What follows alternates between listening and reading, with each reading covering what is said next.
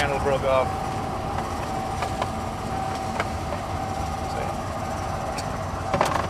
Ghetto.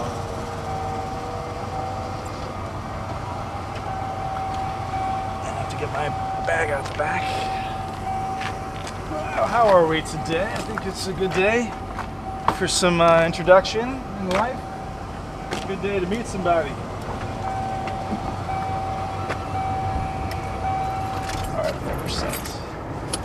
All right, so today I'm meeting Raven, the one and only Raven, Quotum, Nevermore.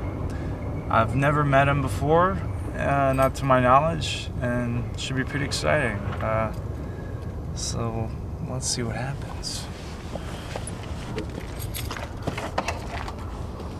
I'm a tad bit, I don't know if intimidated is the right word.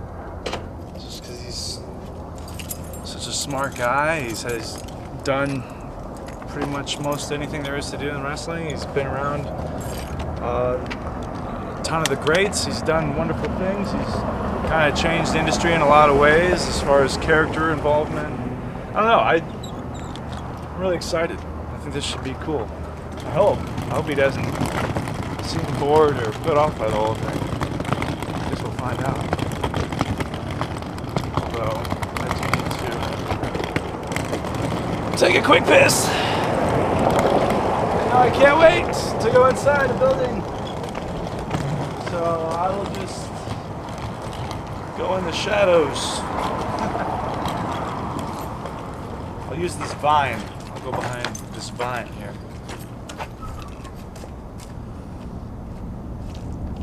I can't really ask Raven to use his restroom, you know, that wouldn't be a very good first impression. Hello, Mr. Raven. Do you mind if I use your bathroom and take a piss? I'm sure you wouldn't care. But, shit, you just never know, you know?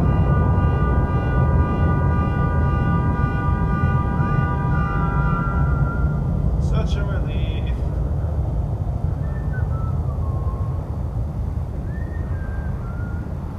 Especially if I sharded myself in Raven's room, that would not be a good conversation. I'm not gonna wash my hands. Let's see who does what. I should wash my hands, actually. This way? Yeah, this way. It's funny, actually, because I first got introduced to wrestling through literature, magazines, and well, growing up in Texas, I didn't get ECW. I didn't get a lot of territory type shows in Texas. We just didn't have that kind of capability broadcasting wise. Be lucky if I even got world class or something along those lines in Austin. You know, there was Southwest Championship Wrestling, but more often than not, it was just watching WCW and WWF. And so when I started reading the magazines and I saw these pictures of all this stuff that was going on in the Northeast, ECW, all these things, I mean, that was the only coverage I got was through magazines. And so it was something, I hate to use the word extreme, but it was something very, very, very different and very colorful for me. And that's part of what attracted me to pro wrestling in the first place, was just the colors of it, all the colors, meaning the variety, the circus atmosphere of it. So when I would see these pictures of ECW, I became hooked, but I became hooked visually through the pictures and through the writing. But one of the characters that was a guy you could not take your eyes off of was Raven, because A, he didn't look like anybody else, and well, I guess no one really in ECW did, but he always looked just bloody and like he had gone through a bloody battle. Like he'd gone through fucking hell, you know? I mean, he just not the kind of guy I would want to get in a scuffle with, you know? But it was, you know, they always did great coverage of him and Dramer's bloody feud and all that stuff, you know, where the borderline sacrilegious kind of storylines and all that stuff. I mean, it's cool. That's character stuff. That's story. You know, you can only watch wrestling for its athletics and for its moves to a certain extent, but you want to be compelled. You want to be drawn in. I mean, something without conflict is boring. in my opinion. And so that was something that's very vivid. I actually had a picture of Raven on my wall. I had a collage that I had made from cutting out pictures in magazines of all the different guys that I really liked, and I would post these pictures onto a poster board, and I would put the poster board in collage form up on my wall in my bedroom. And I just remember one of Raven doing a signature pose, having just got out of a bloody fight. I think Kimono Wanalea, was that his ballet? And she was draped all around him. And he didn't even have red blood on his forehead. It was like a black blood, a dark black blood. It was so gruesome. But of course, I cut that out and put that up on my wall. And there was another one of him with a lot of barbed wire and stuff wrapped around him. That was up on my wall. But I think I also kind of identified with this guy because I thought the guys who wore tights were really homoerotic looking. You know, just everyone's wearing tights and and underwear looking crap and their bulges, and it just kind of hard to tell your friends what you're into when it looks kind of like gay porn. Hey, come on over to my house and I'll show you what I'm into. Hey, so beautiful. Hey, thanks. Come over to my house and let me show you some pro wrestling. Hey, what's that? Oh, it's these naked guys on my wall, with their perky nipples and shaved bodies and oil glistening in their panties, and they wrestle each other. They get close together and they get their bulges next to each other's faces and they try to maneuver each other and pin them to the mat. Let me think, where am I going here? But the point is that this guy was the antithesis of all that stuff. Grungy, I hate to use that term as well, because it's overdone. But he had he looked like a guy who was on his own, completely on his own thought process. This is me, this is who I am, accept it or don't. But I'm gonna keep dancing to the beat of my own drum, that kind of thing. I mean, just an instant rebel. Oh shit. Hello. Excuse us. Looks great. So good.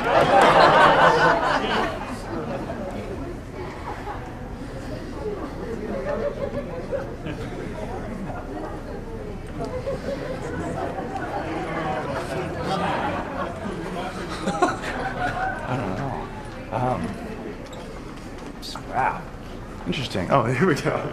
But yeah, it was like, this guy doesn't even really look like a wrestler. He just looks like a badass. He wants to fight somebody and maybe smoke a doob with you after or something. Or maybe he's the guy who supplies, he looked more real, I guess is what I'm trying to say. He looked like a real guy that I would run into the street that I would fear. Not so much a guy, hey, this guy looks like my principal. This guy looks like a teacher or something. Oh, this guy looks like the kind of guy I wouldn't want to fuck with. And then I was fortunate enough when I went up to Philadelphia, stay with my brother, and I was able to catch some ECW stuff. And to see him wrestle was pretty awesome too, because he had almost like a pummeling brawl nature to him that was methodical and pinpointed. You could tell he was a thinking type villain. Which makes him more dangerous, in my opinion. Let me see here. So, I don't know. I don't even know if he'll know who the hell I am, to be honest with you. He doesn't really have any reason to, other than maybe, I don't know. I don't know why Raven would know who I am, or if he'd even give a shit. I hope he does. I don't know. Knowing the guy, I've heard he's crazy. Everyone that knows I'm doing this interview, they say, "Be careful. He's crazy. That guy's a weirdo." Well, I'm a weirdo, so it almost seems like a natural fit. And crazy doesn't scare me away. Crazy is intriguing. It's exciting to me, actually. So, I don't know. Which way are we heading here? Are we? We'll drop your bags off and then we'll hop in the elevator Okay. and go see him. So. Okay. this way, somewhere Yeah, around here. okay, just go this way. But then, you know, I saw it in WCW, and it was a little bit different. It was a little different.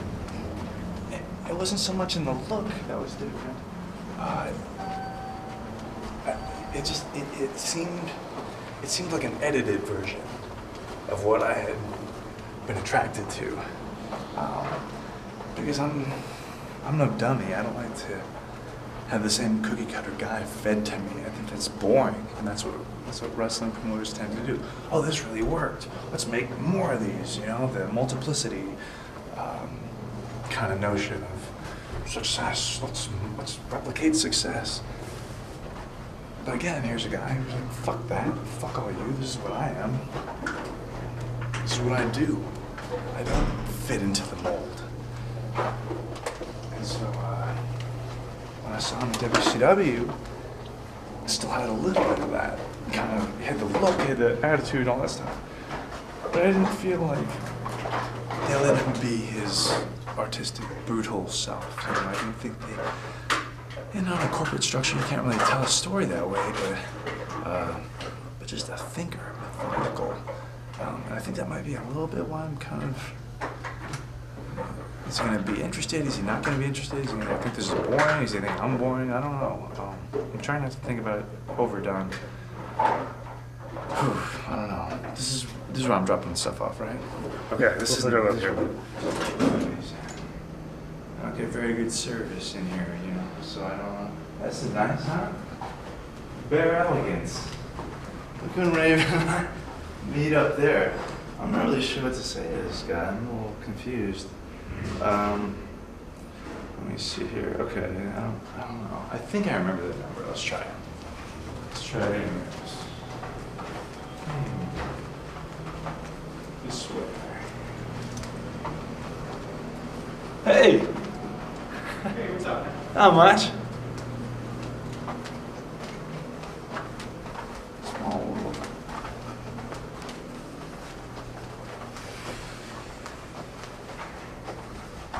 These are ballrooms. Do we stay in a ballroom? I don't know. Oh, this room.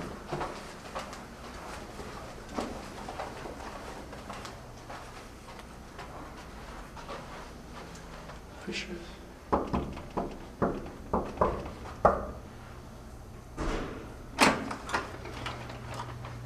Hi, I don't think so. Ah! What? He's not here. Must have been the wrong room. Alright, let's try a different one then. I don't know what that was. Maybe it was I'm thinking I'm a floor up. Yeah. I think I'm a floor up. Excuse us. How are you? Fine. No, you're fine. How's your day? Okay. Good.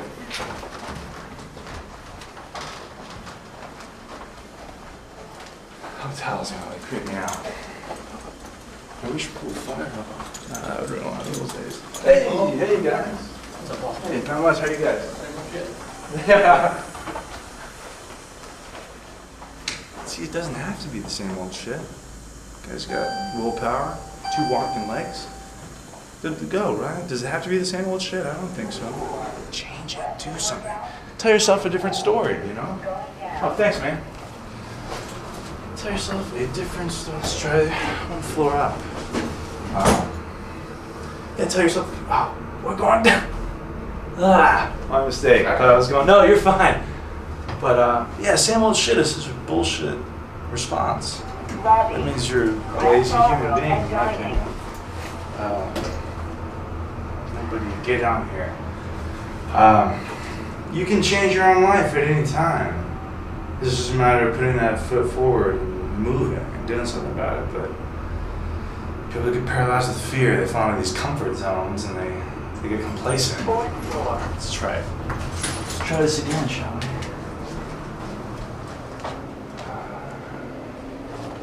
This way or this way?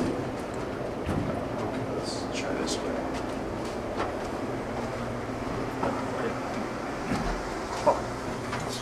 Oh yeah.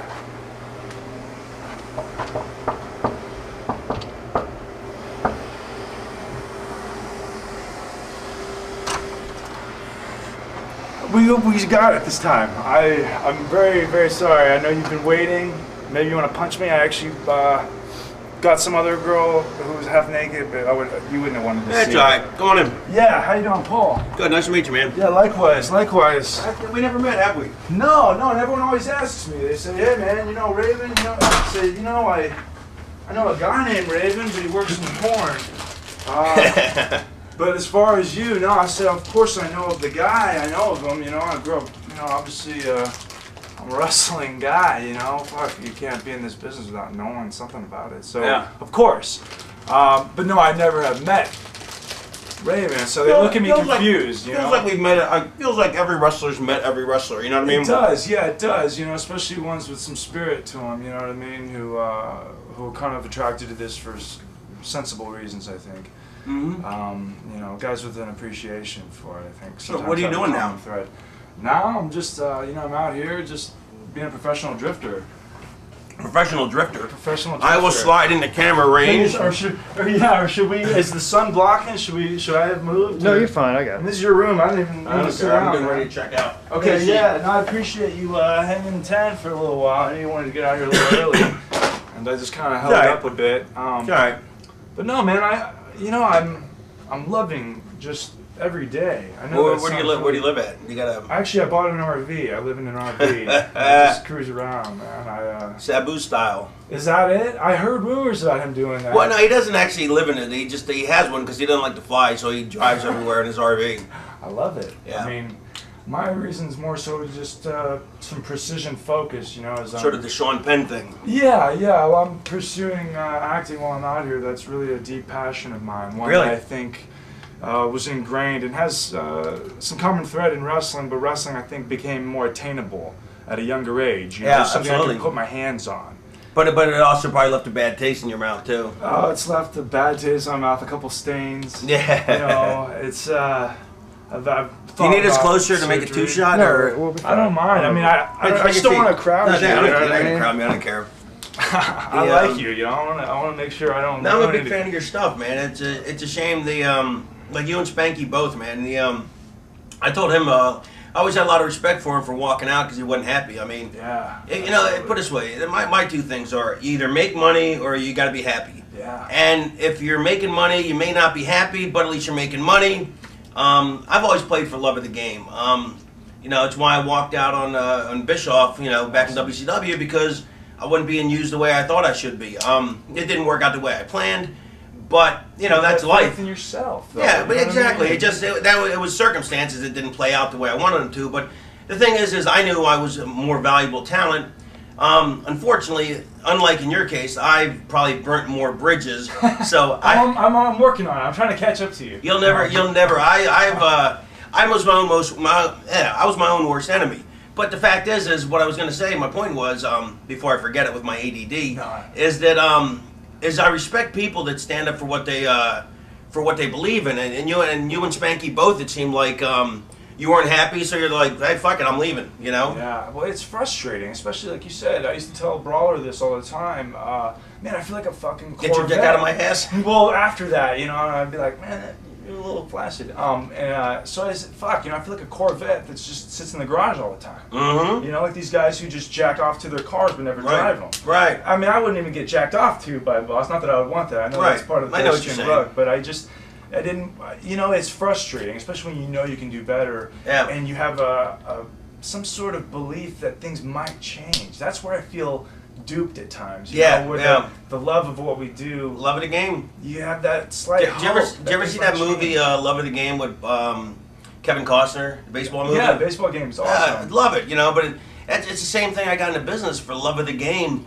And so when I wasn't happy, I'd walk. But, you know, it's a shame because it's become, you know, back in the day, you could get away with that when there were 50 places to work. Yeah. You know, when there's 2 places, you know, love of the game becomes a luxury that we can't all afford unless we're willing to, you know, put our asses on the line, you know, and, you know, we've both done that. And I just think that, you know, at your age, I respect that, but as elderly advice, I'm still glad I made the choices I made. But if I had to do it again, I would choose differently. And now with wisdom, with age comes wisdom. Sure. And at 47, the bank account I would have now compared to the bank account I do have is a bigger thing. But at 35, I didn't give a shit about that. You know what I mean? But I mean, you have to have some sort of spiritual peace with yourself. Yeah, no, Like, so I wouldn't change it. I wouldn't, Good. I wouldn't change it. And I would tell myself now, don't do it. But I would still do it. You know what I mean? Sure. But that's but makes you. But at 40, once you hit 40, trust me, then it's time that love of the game becomes less a luxury and more of something that. So I would definitely sow your oats now, because what are you, 30? 31, yeah. 31, you got time. I mean, you got plenty of time to worry about the rest of your life. I'm glad I made it out with most of my sanity intact. Right. I'm not overly crippled or anything, so I feel very fortunate. I still have this skill. And you can always go back to it. Yeah, it's true. I think there's a part of me every day. I might sound like a big fucking nerd, but I would generally expect myself to be improving daily. Right. I was the same way, and I couldn't believe when people didn't want to improve. It drove me up a wall. It's frustrating, and people think, oh, well, you're so less gadaisical and you just easy flying. I said, I'm really not, though. I expect a lot out of people. But RVD's the same way. RVD was, just to cut you off for a sec, no, you're fine. RVD was... He seems the most laid back. I mean, he is the most laid back guy on the planet. But he holds himself to a very high standard that you would never know, right? Unless from the outer shell. So sure. I can imagine you saying the same thing. But it's similar though, because obviously we both dealt with a massive amount of judgment. We always will. That's what the wrestling business tends to have. Is a lot of its structure is judgment. That's who. Either way. So, I mean, you have to feel good as far as not saying, man, I know you don't have any regrets, but instead of thinking where maybe some things could have turned differently, I mean, I think, I'm excited for what is in front of you because I know what you're capable of. Right. You know what I mean? But the only thing is, I would live in now with the advice that when you approach 40, then you have to think about the future, because who wants to... Because we can make it's like why I don't choose another job because I can make so much more doing this and I love doing this. I don't want to do anything else. But by the same token, if my bank account was commensurate with my talent, sure, that'd be a whole different thing. But at 35, you can't. No, I respect that. I think more people should have walked away. I agree. And I think if more people would have, the business would be a lot different if they stood up for what they believed in. To me, the toughest guy is the guy who keeps getting back up. It's not the guy just wins every fight, Yeah, especially in pro wrestling. Yeah. You know what I mean? Yeah, what's your one-loss record? Yeah. Make sure I don't look helpless or defensive in a defenseless manner on that THQ review, right? Don't put me in a helpless or defenseless manner. Sorry, I laugh at these guys, because they're so blown up, And but part of that is living in the bubble. Once you get out of the bubble, it's easy to laugh when you're in, but it's even easier to laugh when you're out of it. Definitely easier to laugh when you're out of it. It's helpful though. I see a lot of parallels just in general life as opposed to things that we might encounter through the wrestling business that you think are absurd. People like this actually exist. I can't believe it, But then you go into the real world and you can kind of find a way to relate the situation. And you're like, I've been through this before. I had a guy say to me once, he goes, wrestling psychology is a lot like human psychology. I'm like, it's the same fucking psychology. thing. It's psychology is psychology. Yeah, there's just no couch, man. I mean, there is. That's one thing I always thought that would be great. Is if every wrestler had to have psychological therapy. Yes. And the thing is some guys may not need it. Most guys probably do, but some guys may not. But you can't single out the ones who do because then they're the label the crazy guys. Yeah, exactly. And to be honest, let's face it, I don't think the Benoit thing would have happened. I don't think a lot of things would have happened if people had an outlet because we're athletes. We're jocks. Jocks aren't taught what to do with their feelings. We're supposed to curb that shit. Yeah, and push through and walk it off. But we're artists. Yeah, we are artists. You're absolutely right. I'm continuously training. As an artist, just because that's life. That's the ring is literally a canvas for us. Absolutely, and I think as people tend to just get paralyzed by fear, which is a common thing in all sorts of life. But with wrestling, a lot of times I see a lot of kids who just and we all did it. I think early on. It's easy to fall into a trap where you get taken advantage of because you love this. You just want to do it. Sure, I'll work for free. Sure, I'll set up all your chairs. Sure, I'll sell candy, and I'll get beat up by 3 guys. And whatever it is, I'll do it. I'll do it. Put me in that. You have a ring? Can I just get in it? You See, know? let me tell you just Your real ropes quick. are springing. I was actually the opposite. I was so arrogant that I didn't want to do any of that. I was like, you know, Set up the ring yourself, man. I set it up one time when I first broke in. It was me and one other kid who was like, I was 220, he was a $170, and it was up 4 flights of stairs, and me and him did the entire fucking ring together. Never again. And I said never again. I've never set one up since. But I always thought, I said, you know, it's like, you know, I expected my first territory to do jobs, Yeah. but then they put me over at first, which was ridiculous. Sure. Which I immediately showed them was a dumb idea. But after a couple months, you know, I picked it up. And then I expected to be, you know, treated commensurate, and I wasn't, and they, you know, they jobbed me out, and I moved on. But ever since then, I've been lucky. I've always had a spot. But to me, I think you get what you put into it. You know what I mean? I totally agree. You know, I was talking to, you know, that guy Pac, right? Yeah. Unbelievable. I haven't met him before, but he's phenomenal. Unbelievable. Yeah. But I was telling him, It's like a video game. I was helping him with his stuff, and I was telling him today, I was like, but if you could talk, you know what I mean? If you could It'd talk, be gold. oh my God, you know, you'd be nothing but money. Yeah, You know? it's true. I think But guys stay in their comfort zone, like you're saying. it's so true. And going back to what you were saying as far as the psychological thing, if guys, you know, they encourage us so much in the acting community. Therapy is okay. Therapy Right. is good. It's so healthy. But people tend to look at it as a negative thing, like you said. But will there ever be a world in pro wrestling where there's such a thing as a healthy ego? You know, because I think you have to have an ego to be in it. Yo, you have to. But to have the clear distinction of a healthy ego and a destructive ego, and it's Well, just it's so it's easy to perpetrated fall by the guys on top because Yes. well, and I mean not even the guys on top, but the office. Yep. They want that because it keeps the shit stirred. Yeah. Because it's like, how does the heat not fall on Vince? Everything That's the heat true. always falls on Laurinaitis or It's somebody true. else. Yeah. It's Vince's Yeah, call. that's true, and that's Lo- the ego. He's blind. His blinders. You know? Laurinaitis may be a dick about delivering it, or maybe not. I don't know. I mean, he's Yeah. always treated me nice, so Sure, I can't sure. say anything bad about him.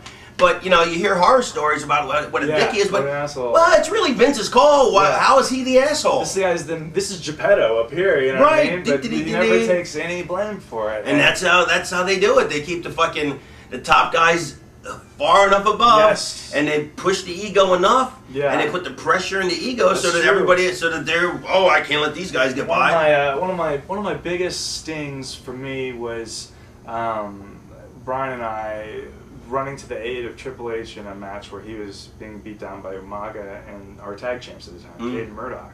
So we come down, we make the save, and easy setup, 3-on-3 next week, right? Right. 4 new guys get made, or at least get Right. a little bit of a rub. We save the guy, shake his hand, he pedigrees both of us. Ah. You know what I mean? And that was, for me, emotionally, psychologically, that was, have at it, guys. This is whatever y'all want to do. Have at it. I'm not emotionally invested here anymore. I Right. can't be, you know? Yeah. And so, I think a psychological thing would be phenomenal. I think if you had a way to maybe even route, not so much an insurance thing, like, what was Dawn Marie doing where she was trying to find a thing to get It's insurance. compensate, help Yeah. guys, and I know guys do different programs like that, but the psychological thing, onto something. Well, I tell you, that's what I sued Vince over was the independent contractor thing, Awesome. and you know, I got beat by the statute of limitations. Otherwise, I would have either changed the business and everybody would have health care, or I'd be a multi-millionaire. You didn't want either of those one was things to good. happen, but you Yeah, didn't. either would have been Yeah. good. I mean, but I really wanted to change the business, Yeah. you know, to be some kind of legacy. But you know, I waited 2 years too long, and the statute of limitations ran out, and you know, and it was hard. I barely found 2 people to go in the class action suit with me. Because none of the boys wanted to take a chance of losing their jobs, which I can understand, Yeah. you know, to an extent. But it's like, you know, one of them worked in Japan, didn't even work in the States, you know, and then, but I mean, I get the fear, you know what I mean? It's you know, especially when you have kids, you know. Yeah, I can imagine. I've never had kids, so I don't have to Me worry either. about that. Yeah, Me so either. Me either. this kid's got to come first, you know. But I mean, in a way, isn't that government, you know, to keep everyone on their heels, to keep everyone in a sense where they can be easily manipulated? Of course. You know, and then you have... 9/11 was such a work. Yeah. Total fucking work. I mean, not that people didn't No, die, but I I mean, agree. No, but of course we had a hand in it. Yes, it is. And I see Vince in a similar way where, you know, I don't want to just be broad and say America, but, you know, we can't learn from other people. Right. Well, why not? Right. There's so much to learn from other people. But he doesn't want to, and that's the whole thing. So You you know. just, to me, the conversation stops dead because it's like I was talking today at that breakfast thing. I was saying How was that? it was good. because I got to sit with Sullivan and me. We're at the same table, and I love Sullivan. He's like one of my heroes. Cool. So, and I love just talking with him. It's cool to be able to, like, to have one of your heroes that you can, you know, like me and him talk on the phone, like that. You know, we talk on the same level, and not like, you know, 10 years ago when I was like, you know. Yes, Mr. Sullivan. You know, Sure, well, actually, sure, even sure. then I was like, "Wow, I don't want to do this. Fuck you, fuck you, fuck you." But you know, but to be able to, you know, to be friends, you know, it's cool. No, it's but neat. I was saying about, you know, to me the conversation stops. Like, you know, people always go, "Oh, I can't believe they didn't push Rey Mysterio stronger. He would have been a great champ." Of course, he would have. But you know, when they beat him twice on TV in non-title matches. Yeah. Well, they have no plans for him, and they don't want him to draw, and it's that simple. Vince does not want a small Mexican to be the draw. He No. wants everyone to be like him, big, jacked up guys. It's his football. At the end of the day, he can take it and go home with it if he doesn't like it, and so that's not what he wanted. So there's not even, it's almost like, why even have the conversation, because it stops dead at, that's not what he wanted, so it's not going to change. That's why it stands for we were entertaining. That's I mean, it's just yeah, it is. It's The only reason fascist. things did change was because WCW started beating him in the ratings, and got desperate. Vince got desperate. You know, like from what the producers told me, because I was at one point I was an associate producer there. Cool. Was they Vince was totally against Austin doing this, against him drinking beer, everything. But Really? yeah, totally 100% against all of He it. would probably take credit for it now. Probably, but I mean, he was 100% against. Well, the thing was always, he would always say in the meetings, he'd be like, he goes, "It's not about me, it's not about you, it's about the WWF." But the WWF is you. Yeah, that's all It you is built. you. But This is your empire. yeah, this is your Fred Sanford with your empire. He's Napoleon. Yeah. So, but yeah, he was totally against it, dead set, because that's not what, you know, he thought would draw, you know what I mean? And that's not the kind of wrestling he wanted to have. And so he had to be taken out of his comfort zone, and it turned, you know, and he didn't want to be a heel. God, he No. didn't want to be a heel. But, No. you know, once he got out of his comfort zone, that's when he did the best stuff he's ever done. And, you know, he was awesome as a heel. Yeah. He was brilliant, you know? That's And true. But like you said, if you're not willing to get out of your comfort zone, and unless somebody forces you, and in this day and age, nobody's going to force it because McMahon owns it lock, stock, and barrel, you know? And so he has no need to be out of his comfort zone. No, I mean it's the thing of fear. Also, I like to think that if there's something that you're fearful of or concerned with, that's usually the thing that you should walk towards. Exactly right into. First thing they tell you in decision. therapy. Yeah, but I mean, but it's so true. Yeah. It's so true, and I can't say I fear for the wrestling business because it's really out of my hands. I can only do what I can deal with. Of course. You know, in hand, and right now, in a lot of ways, I like giving advice when guys want it and they genuinely seem hungry for it. Right. You know, there's a lot of dickheads that just, you know, to me, I see a sad state of just so many dickhead trainers taking advantage of kids, and that's always kind of been that way. But now it's tenfold. I mean, Well, yeah, because you have trainers that were trained by a guy who was trained by a guy who was trained by a guy It's Gremlins. who was a jobber. It's Gremlins. You Yes, know what I mean? that's very good, It's just yeah. a multiplying mess. Yeah, and what's it, Mowgli or whatever, whatever the first guy's name is. Mogwai. Yeah. Damn it. Or a fucking cuckoo Kachoo, whatever. But it's like the guy who trained the leader of the pack, Gizmo, the guy who trained the top of the pack, Yeah. wasn't even a good worker. No. And didn't even that's know watered down even worse. Yeah, And that's because what we his have. top student. Yep, and that's why we have frat boy wrestling. You know, Yeah, it's, and it looks like guys playing wrestling. it's all it is because you can see the thought process in their head, not computing, not linking, but just memorizing. It's Yep. A B C D E F G Yep. with bullet points in between the letters. You know, it's rough. That doesn't appeal to me at all. That doesn't entertain me Nope. whatsoever, whether I'm watching it or in it. You I was know, always, to me, there was always two kinds of fans. And there was the fan who watched it for the drama and the fan who watched it for the athleticism. And the people who paid the money, like the fans, the athleticism were the people who were going to pay no matter what. Yeah. But the casual fans were the ones who watched the drama, and Yeah. they were the ones who were the reason between being successful and unsuccessful. But to me, it's what you do between the moves. You know, anybody can do. I mean, Sure. look, everybody can do every move. You know, Yeah. it's like I remember breathing. How do yeah. you breathe in the match? It- Does like- anyone breathe? Right. Like CM Punk, I remember when I used to work him in Ring of Honor, and everybody said how great he was and how great he was, and he wasn't that great. No. He just did every move in the book. Right. Now he's absolutely phenomenal. Well, you he had know. every one of Kenta's moves in the book. But I don't really watch it anymore. Sure. But I I've don't done either. some. But I've done some personal appearances, like at a pay-per-view, so I have to watch the show, or I don't have to, but like what am I gonna do? yeah, you're there. Might as well. You know. He is tremendous. I mean, Cool. he literally is every bit as good as not only what he thought he was, but better. Good. But at the time, he wasn't even close to what he thought he was. No. But and the people thought, and the only people that thought he was that good were the insiders, the smart fans. Well, it's him and the internet community. Right, Yeah, and the internet, the smart fans are actually the dumbest.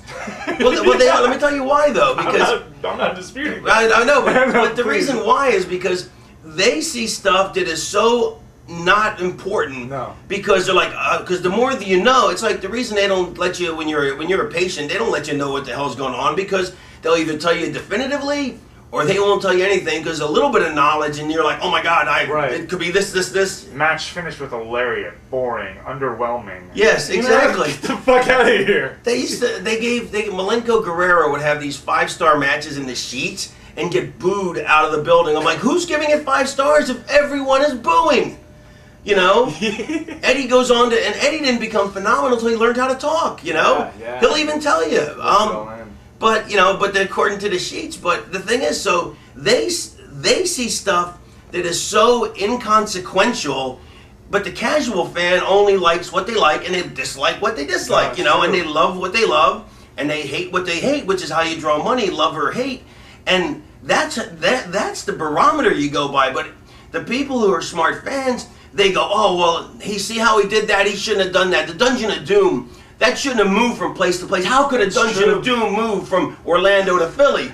Because it's true. not a real fucking play. It's a set to pursue an avenue of business, you know? They're in tune with the outer, not with the inner. You see what I mean? Right. People don't take inventory of themselves. Right. You know, a lot of people don't know how. So the people I consider the smart marks are the ones whose life barometer is dependent on the outside, which is opinionated, Right. judgment, all that stuff. As Oh, I see what you're saying. Right. You know what I mean? And so that's their expectation. It's Right. other people's. That's so been ingrained in their own because they're so lost in who they are, they don't even know. Wow, you really have done some time on the couch. But I mean, they don't. I mean, I have too. I'm saying, but I That's recognize what I that. see. So when there's been. I feel sometimes, there was a time when I felt really hurt by the wrestling business, because It breaks your heart. It so breaks your heart, I dedicated my life to this. I lied to my parents for years about traveling to Japan when I was really, where I was saying I was at my mom's in New Mexico, but I was really flying to Japan doing Really? shows. Yeah, It's awesome. I couldn't let anything get in my way. No. And I felt ashamed for it, but at the same time, for me, we always. But you had a goal that you loved and a dream. You love the and game. we justify our actions. We will do everything to justify our actions because. But you had a good justification then. I did, because I felt I knew more up here about the actual wrestling industry, the business, whatever you want to call it, than my parents did. All they could see was the judgment, the notions. Oh, guys in underwear hitting chairs. What are they supposed to gather? Right. Their undersized kid is wanting to get into a wrestling business. Right. Of course, they're going to be concerned, but that's not what I see. I see, oh, this is what gets me off. Right, I'm going to my see, excitement. but you made the right call. But the thing is that, but then to have it turned around and your heart broken by it It's is, so rough since you get this black heart. You get Yes. you get filled with this anger. and you can't hate. watch it. You can't watch it because it's too No. depressing. Yeah, and you expect more still. Yeah. You still have that faint hope that it'll someday turn around, and then maybe you might have something to do with it. But you let go of that responsibility because you have to find that acceptance of, I'm pretty happy with what I've done. I actually did more than I ever set out to do. Right. I never set out to be Yeah, but then champion or anything. But it took time on the couch for me to realize, for anybody else, I said if they had my career, I would have said, man, what a hell of a career you had. Me, I was a failure because I didn't become world champion in the top company. And it took me time on the couch for her to say, look, why are you holding yourself to a standard that you're not holding anybody else to? Sure. I go, because I'm better than them. I go, and then she's like, no, you're not. She goes, you may be more talented, but you're not better than them, And there's so many other, there's so many other things that can conflict with how they could have gotten away, this, that, or the other. But ultimately, if somebody else had this career and you think that would be really impressive, then don't hold yourself to a standard way above what you're going to hold somebody else to. You can't. No, and never, It's never, not fair. never play dumber than you are.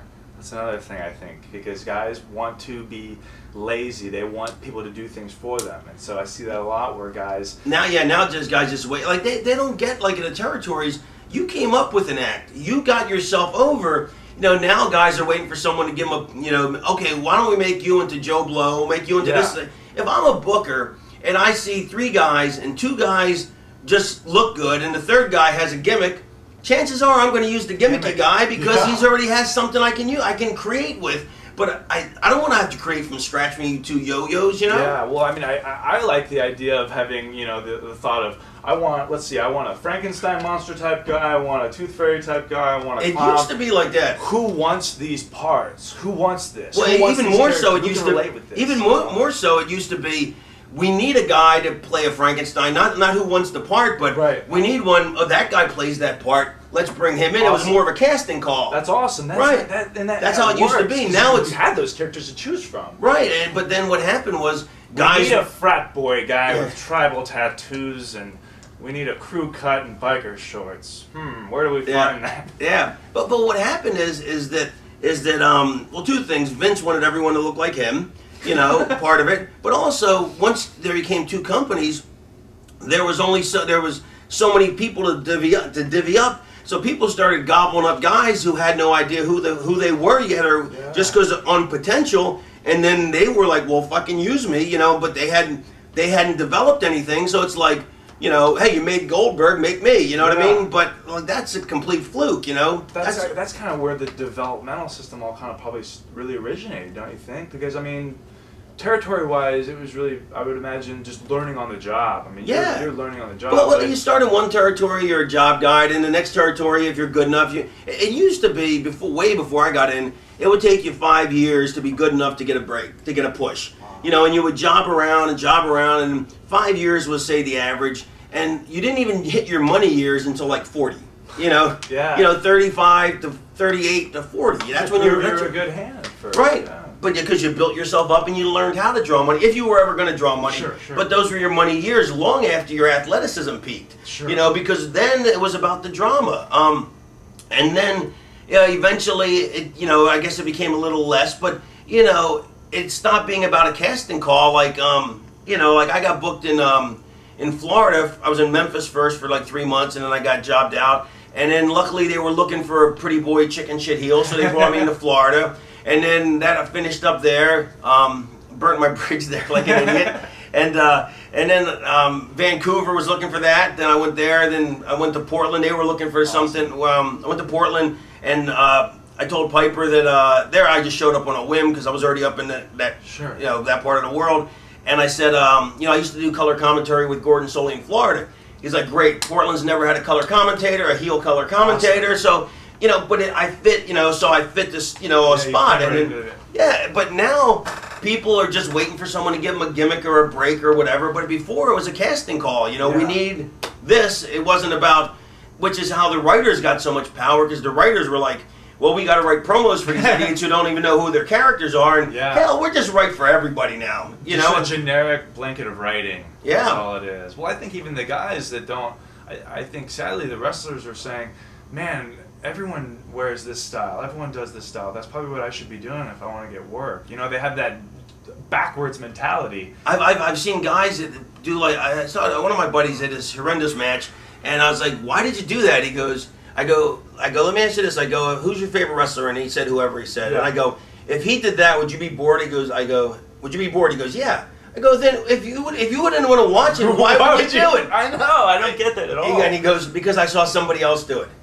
Why would you, if you're watching something you don't like, do you not think the fans don't like it either? Because you're as big a fan as they are. Fans want you to be present. They want you to be present. They don't respond to mimicry. Some do. The ones that are programmable, usually. Right. But the ones, if you're going to draw the money, you have to be a real character. You have to be something, a personality, where that it's just like acting. You have to be. you know, something has to be Invested. going on Invested. even when nothing's going on. Yeah, you have to be invested. You know, you really do. I think guys want the quick buck. I see a lot of times too. I don't know. I mean, hopefully there'll be a shift in it where you just get so many pure souls back into it who will learn to stand for things. I know that's Good so. luck, yeah. I know. But sadly, I think we both know where A that giant will be paradigm headed. shift. Yes. But I don't know. I mean, Although I tell you what, this is interesting on a completely different level. They one year in Washington D.C. because they have like some of the worst crime. Like they had like 3,000 yoga meditator people, and they got them all together and they meditated like every day for the whole summer to lower crime. And the crime dropped by like 50% for the whole summer. And then as soon as they stopped the thing, meditation. crime went right back up to normal. Wow. Yeah, crazy, huh? Well, it makes you think about America and Canada. You know, I suppose the gun laws, just as an example. You know, like they're right on the other side of the border. Yet they Right. don't have all the shootings and drive-bys and all that stuff. And who knows? Maybe they're just a country full of nerds. But I don't And they know. do have retard strength in Canada. You know, that brings up a hell of a point. If you don't mind me just jumping off, I don't care. Why don't people have retarded bodyguards? You know what I mean?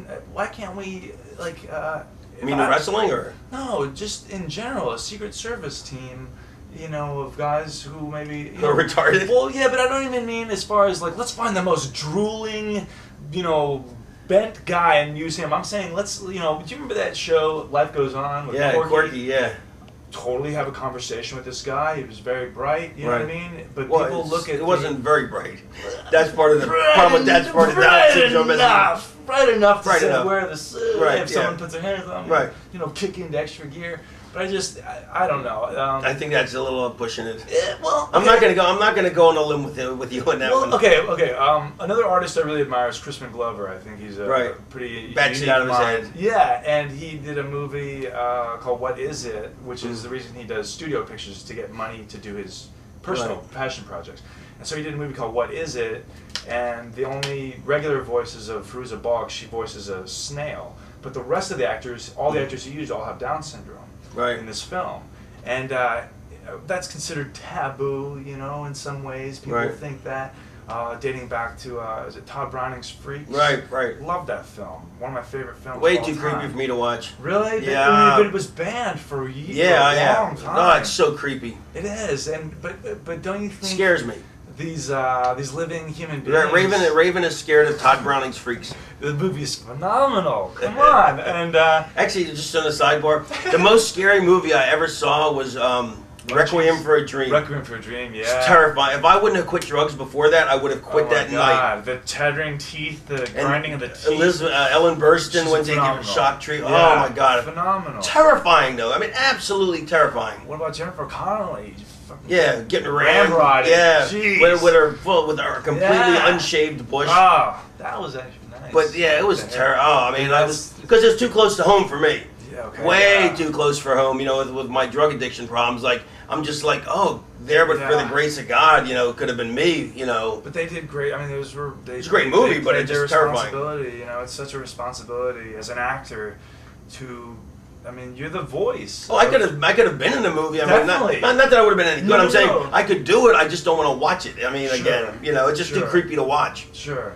But Well, playing creepy, I love playing creepy. Oh, you know, but imagine you're great. You know what I mean? Well, I mean, I am too in a Right. different way. Right. You know, maybe. Creepy, like Ricky Gervais, like you know, like The Office. Yeah. It's too creepy for me to watch. You know what I mean? Just because of the way He's you so know that smarmy creepy, guy. yeah. You see him a lot. It just hits so close to home. You know what I mean?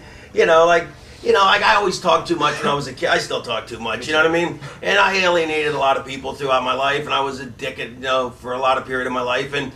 You know, and not that I had this, not that I'm like so, not that I'm anywhere remotely like him, but on a level, I can relate to that character being so ostracized. Sure, and sure. it's just way too close to home for me. Like when I watch them, just like, oh, this is so creepy. Oh, It's sad too, you know. Yeah, that's what I'm saying, yeah. The lonesomeness, you know. I have issues with abandonment. Oh, do you? I really do. I mean, just or as a Charlie child. Chaplin must kill you Oh yeah, we have the same birthday, Charlie Oh, do you? Chaplin. And I mean, I'm a big admirer of him too. Well, see, there's another guy. When I was a kid, it made me so sad. I couldn't watch his movies because I identified with that sadness because I had that same kind of sadness as a kid.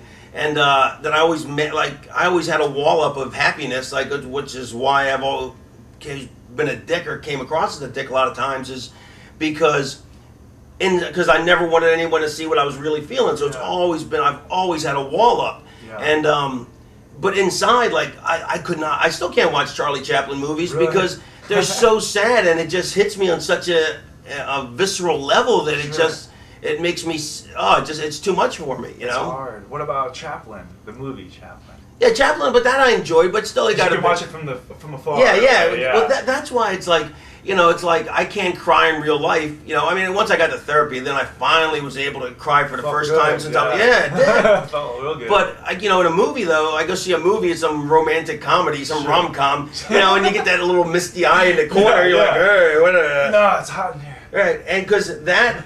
And my therapist told me, she goes, that hits you because that you can identify with, you know, that, I go, why would I get a tear in my eye on a stupid fucking movie like that? Because you're so far removed from it that that's okay for your brain to deal with, but that's why you can't cry in real life, because emotions like that are too much for you. It's why I could never be a baby face like Dreamer, because what happens to me is I'm like, oh, this is hokey. You know what I mean? I like, and hokey's my out.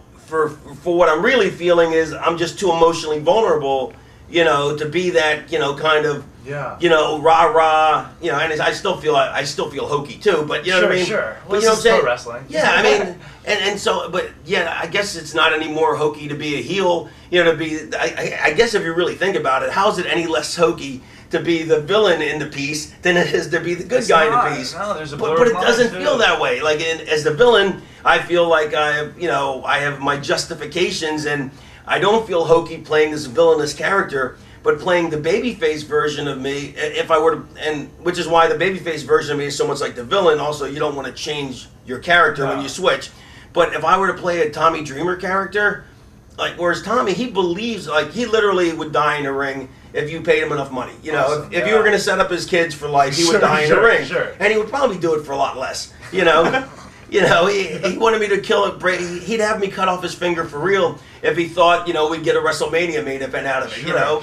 Because he really, that to him is real, you know what I mean? When he walks through a door, he clicks his ear and the music, I can never hear that song the same way ever again. Yeah, I just think of Dreamer walking, but so does he. Yeah. Because but to me, but he's very open with his emotions, whereas I'm so closed off that not to overrun this conversation, but no, it's not but I'm so emotionally vacant because it's too vulnerable. It makes me too vulnerable and too open. That whereas you see what I'm saying? I don't want to be repetitive. No, but I think I don't think I see so much for you. Like I want to just like we talk with you so much because I see a ton of emotional availability. Well, now, this is after, 10 years, when I start therapy. I mean, I don't go much anymore. No, but we find ways to keep ourselves therapied. Well, we teach what we need to learn. Yeah. We teach what we need to learn. It's true. It's true. I think as long as we just keep breathing, but yeah, I've gotten more in touch with them, but I still could not play a hokey baby face. I mean, I could not be the guy, the rah-rah, Well, don't you think the notion is that, it's always, and I mentioned this to a lot of people, but just like going to a bar, it's so much easier to get them to hate you than to get someone in there to love you. Right. And so a lot of times that can be... it's easier to destroy than create. Sometimes, yeah, I guess it is. Yeah, you're right. I mean, it is true. But, it's so hard to love ourselves too because we want to be the heroes of our own story. We fail. But we hold ourselves to such a high standard. We do. How do we become the hero if we're holding ourselves to that standard that's unattainable? I think in a lot of ways we do that often by neglecting that whole other side of ourselves that we do not want to see. That nasty side of ourselves in real life, not so much character life. Well, let me ask you this: when you got into business, did you feel like, okay, if I just try, I'm going to be a success, or did you?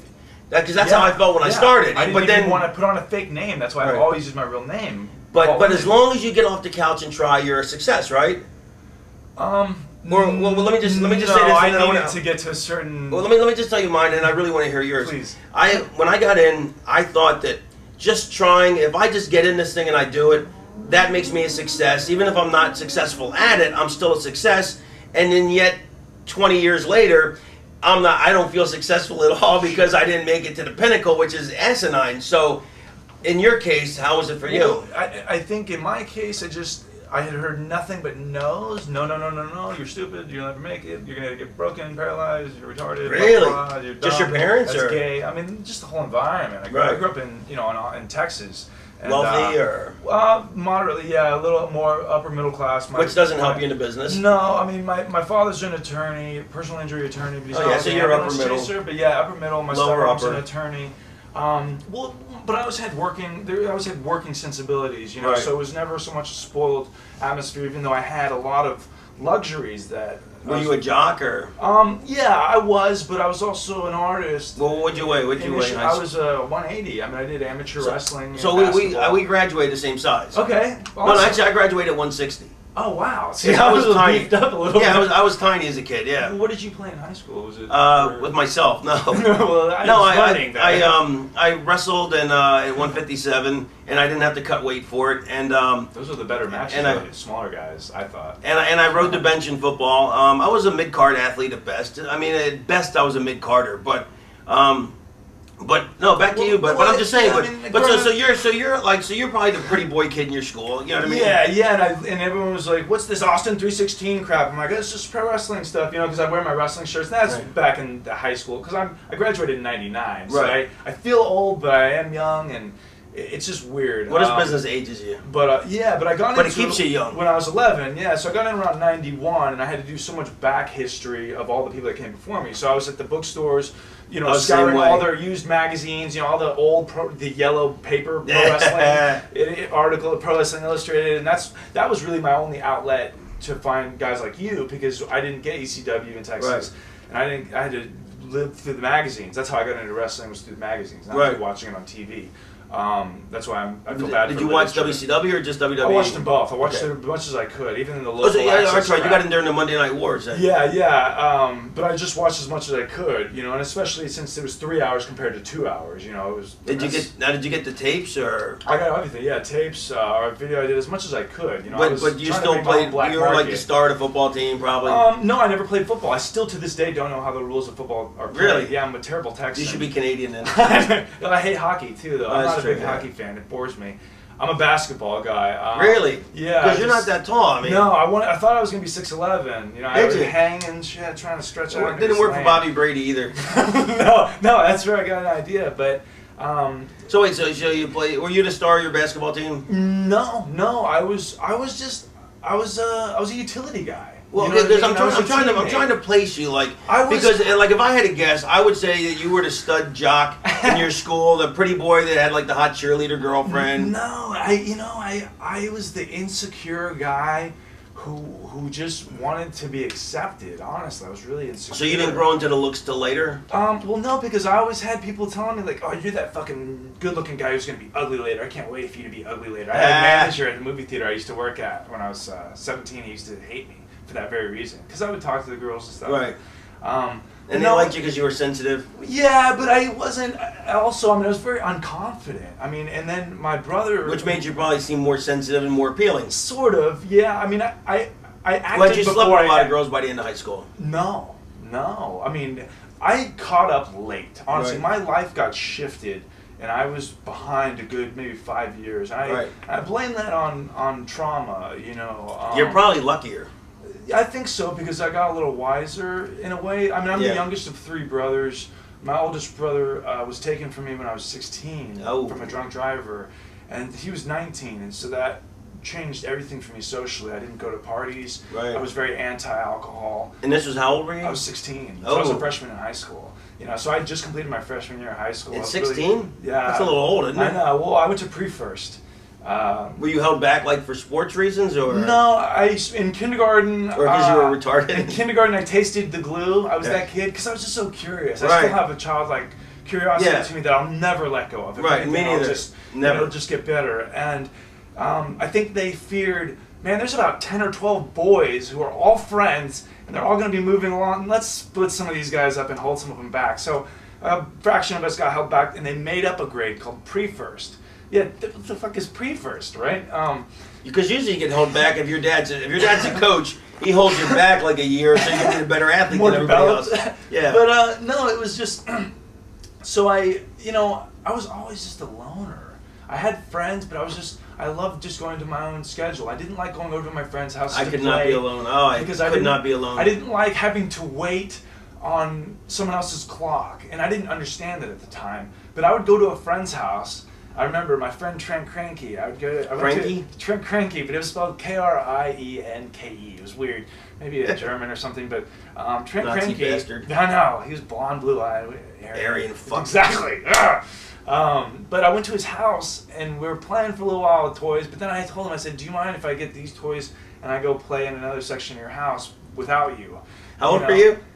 I was probably 6 or 7. That's awesome. But I just didn't. It was weird. I didn't. That is Because I weird. liked to be in my own element.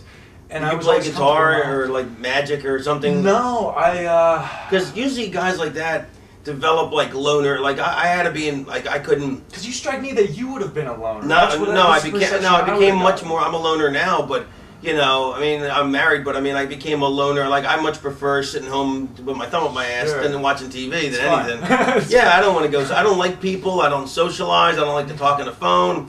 But in person, I talk because I get bored, and I'm curious, you know, and I want to know what's going on, and I probably like to hear the sound of my own voice a little too Why much. don't you have a thirst for knowledge? And that's awesome. Unfortunately, I also have a thirst for expanding, for impressing my knowledge on other people. That's okay. Well, but yes and no. It's good because it teaches, but there's also the part of me that makes me feel good because hey, I know shit they don't know, which is a characteristic flaw that I hate about myself. But that's neither here nor there. But the Showed up as confidence. right. But my point being though is that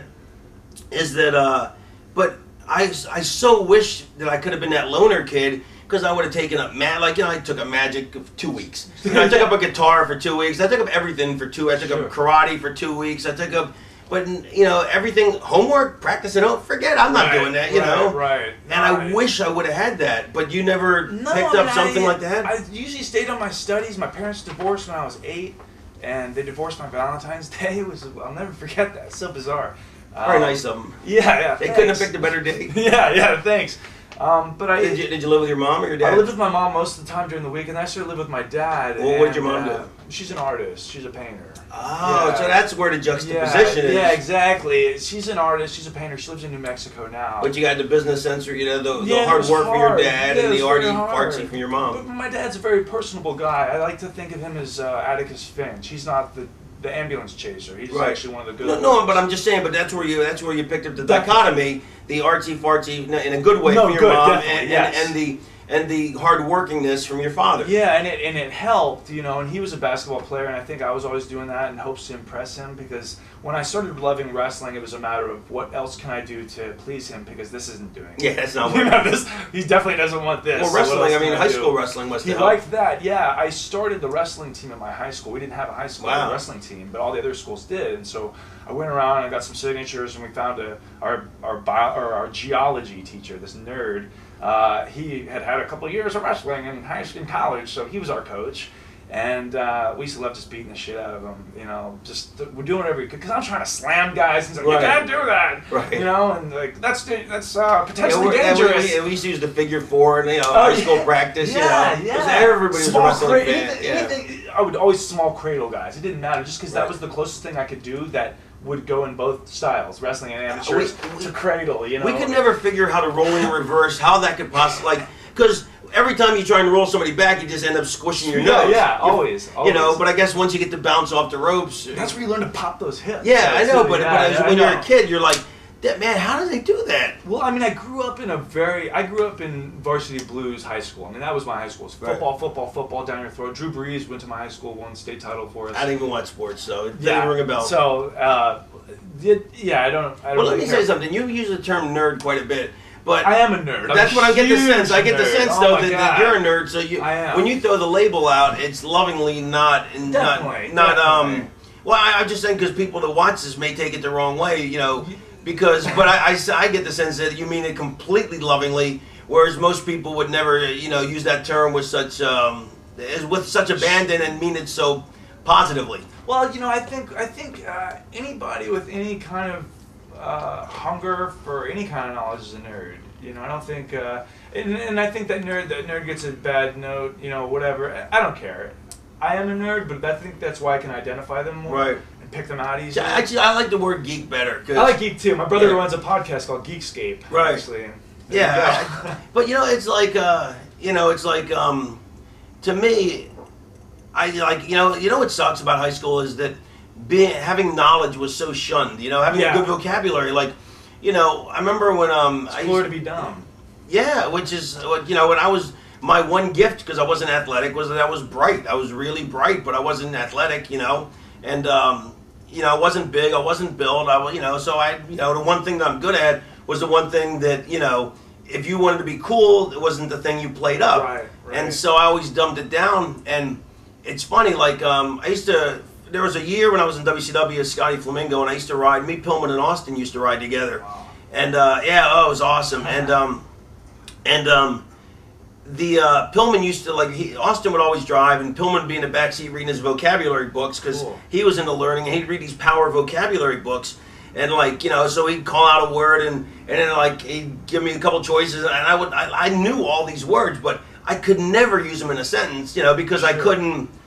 I'm not used to. Whereas Pillman had the greatest vocabulary. I mean, Awesome. the locker room promos he would cut, whether he liked you or didn't like you, but he'd cut these locker room promos, again, blah blah, these 5-minute Eloquent. spiels, just eloquent with large words, and half the words, the boys didn't get, but because of the context, you pretty much, they knew what it put it meant. together. And I was always envious. I was like, I don't have the wherewithal now to buckle down and get my working vocabulary up, Sure. and I never kept it because being dumb was cooler, and it just I just wish that I had that lonerness thing that you have that he also had to be able to work on shit on my own without having It's hard, I don't like being alone a lot of times, but that's why I have to stay busy. I think that's why I focused on trying to get an RV once I came out here, because I got so distracted by the atmosphere of LA Right. as I'm trying to buckle on and get onto, dream number 2, or Right.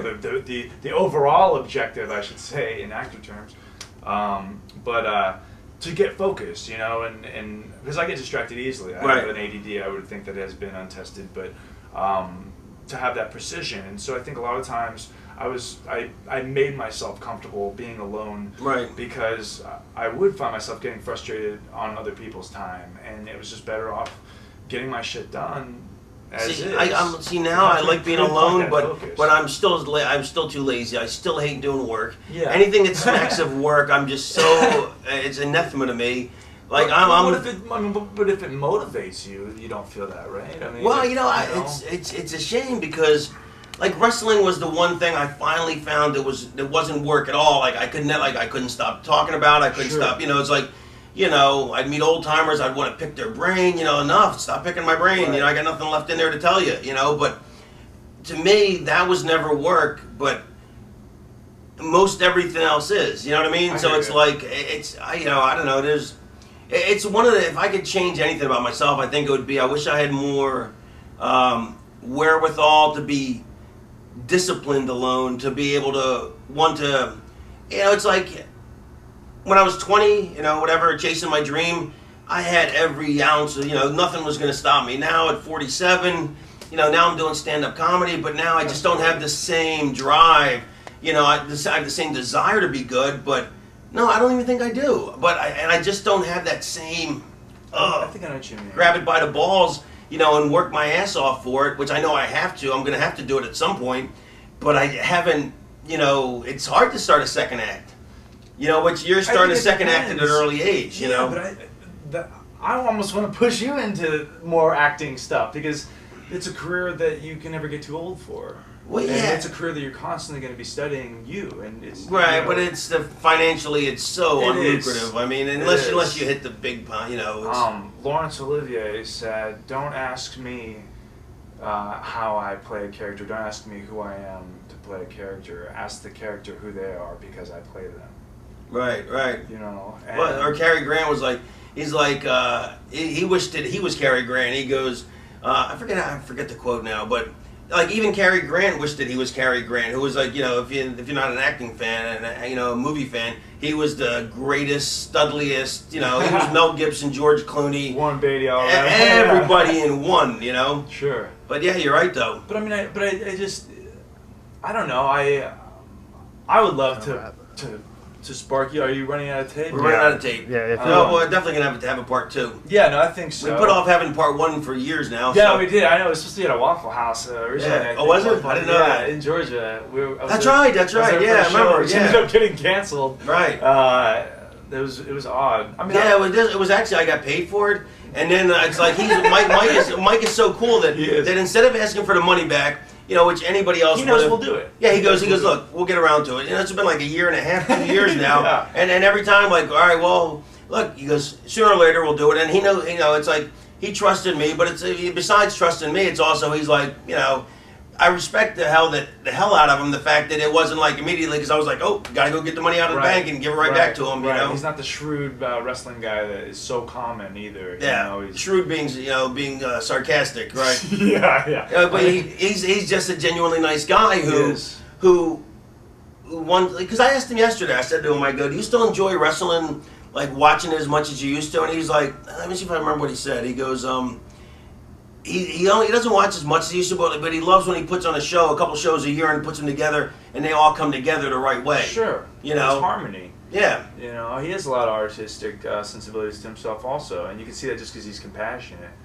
You know, I mean, you can't be an artist and not have empathy for life, I think, for others, you know. So, I mean, even you, as much as you, like, don't like being around people, trust me, I get very Right. frustrated. I don't like being around people either.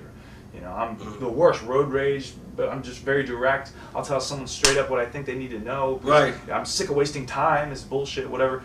So I have a high expectation, so I know, but I think you expect a lot of people out of people, and I think that's why you get frustrated easily. I mean, I think we have a lot of common sensibilities here, but Yes, that's true, but there's you're another open point. to people too. You know, you're very wise. You have so much to give. Thank man. you. I Thank want you. you to open a Thank wrestling you. school up because I think that might spark something. I don't know. But that's I'm sure you thought about it. yeah, I was gonna, but it just didn't. It wasn't. I business wasn't gonna be able to stuff make the can kind turn of us money. away, I wasn't gonna too. make the kind of money that I needed to make to justify it. It's kind of like I want to write a book, but it's like unless I get the kind of money I want, I'm like it's too big a project. You know what I mean? It's I like kinda that's know what I you hate that. I hate that about myself. Maybe But you're expecting too much too soon, though. Could you maybe just do maybe 5 pages a month?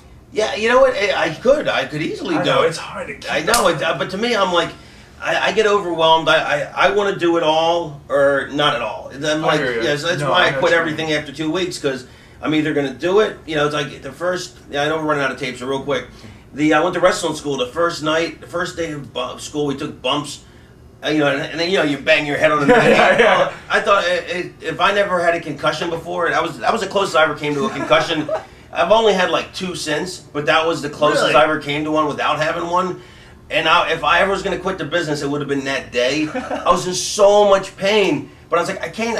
And luckily, I told all my friends I was going to do it, so I couldn't quit. So Yeah. I couldn't back out. You know, and I moved all the way to Jersey to do it from Florida. Sure. And so nothing was going to stop me, so I couldn't give up in 2 weeks. I made sure I had no outs, and now because I'm an adult, you know, I can have plenty of outs, and you know, and I make sure I use them. Unfortunately, No, definitely. I think if we just stay pinpointed on wrestling, we'll drive ourselves crazy. You have Yeah. to have other things to love, Right. other things to tap into. You know? right?